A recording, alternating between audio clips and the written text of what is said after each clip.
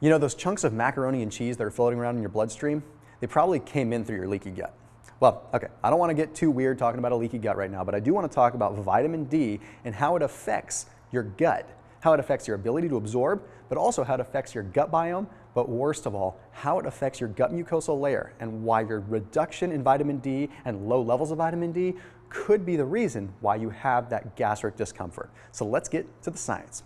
All right, so what I want to talk about today is specifically vitamin D and its effect on not only the immune system, but more specifically the gut itself and even our gut biome. You see, because we have vitamin D receptors within our gut, it means that we have a tight correlation between vitamin D levels and our immune system and how it affects our gut. What we are starting to find now is that vitamin D modulates what is called T-cell antigen receptors within our gut. So you may not know this, but a lot of our immune system is in our gut. And if the receptors for vitamin D are connected to T-cell antigen receptors in our gut, that means that consequently vitamin D levels directly affect our ability to produce T cells. Let me give you a quick background on what T cells are. T cells are a big part of the immune system. When we have an infection or we have something come in our body that's a foreign invader, we have T1 and T2 cells.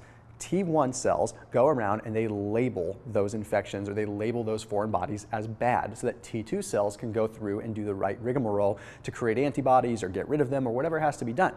So if we have a correlation between our vitamin D receptors and how they are triggered and our actual T cell development, specifically within our gut, we can affect what is called a leaky gut. Now, beyond just a leaky gut, there's new evidence that's starting to show that proper T cell function and proper vitamin D levels can actually contribute to proper bacterial colonization within the gut. And that's a whole different ballgame. Now, that might have something to do with the fact that without a leaky gut, we're able to maintain the proper homeostasis of the gram-positive and gram-negative bacteria within our gut. But again, that's a story for a different day. I digress. So let's talk about specifically what happens with a leaky gut. Now, a leaky gut is kind of a markety term, okay? You hear Dr. Axe, you hear all these guys talking about a leaky gut and trying to sell you products based on it. The reality is it's a little bit more complex than just having a gut that's like leaking stuff into your body. A leaky gut realistically is just inflammation within the gut.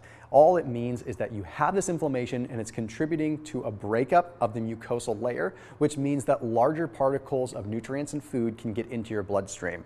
What this ultimately can link to is systemic inflammation. It's a little bit of a stretch, but it still does make sense. If we have bigger food particles going into the body has to trigger the immune system because it doesn't quite know what they are, and thus begins the T1, T2, T cell helper system and all that, right?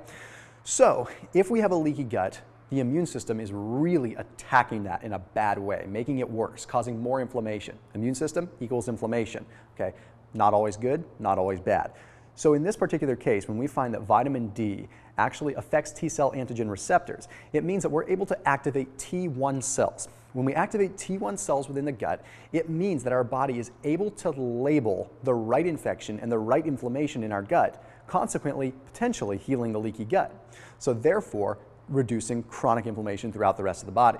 And that's all going to make sense in a study that I'm going to reference right now. So this study was published in the United European Gastroenterology Journal. So what they did is they took 27 patients who had Crohn's disease, but then they've been in remission for an extended period of time. So they probably still had some damage to their overall gut. In fact, because the inflammation was there from the Crohn's disease to begin with, they probably had a continuation of damage occurring to the gut. So what they did is they gave part of the group a 2,000 IU supplement of vitamin D. Another part of the group they gave a placebo to. What they found is that those that took the vitamin D were very much more likely to be able to maintain their gut mucosal layer versus those that took placebo. So those that had Crohn's disease and had this chronic issue of a leaky gut going on that didn't take vitamin D had a continued immune response that continued to make their gut bacteria, their gut biome, and their gut mucosal layer totally out of whack. So we're finding that even though we don't know the full reason why, we're starting to understand that vitamin D as a hormone does have that strong correlation with the immune system, specifically in the gut, but it gets even better. They also found that those that took the vitamin D supplement had an overall reduction in C-reactive protein overall. C-reactive protein is our main modulator of inflammation. It's our main indicator of inflammation, rather. So when we have high levels of CRP, it means that something's awry, something's going on. And when CRP levels reduce, it means that more than likely, in this given instance, the gut is healing, and you're having larger chunks of nutrients getting into the bloodstream, therefore not activating the immune system, not activating the inflammation response, not activating tumor necrosis factor 1 alpha, interleukin 10, interleukin 15, and of course, triggering the almighty C-reactive protein. So in short, keep your vitamin D levels in check.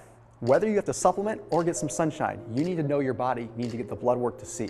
If your doctor says you have low vitamin D, you might need to do something about it. If you think you have low vitamin D, you might need to do something about it. As always, if you do need a vitamin D supplement, you know that PuraTHRIVE is your one-stop shop for the best micellar liposomal patented form of vitamin D that's going to get into your system and not leave any to waste. And it's not in a synthetic form. It's in a true natural form that's going to allow your body to utilize it, synthesize it, and heal up that gut so that macaroni isn't floating into your brain. I'll see you in the next video.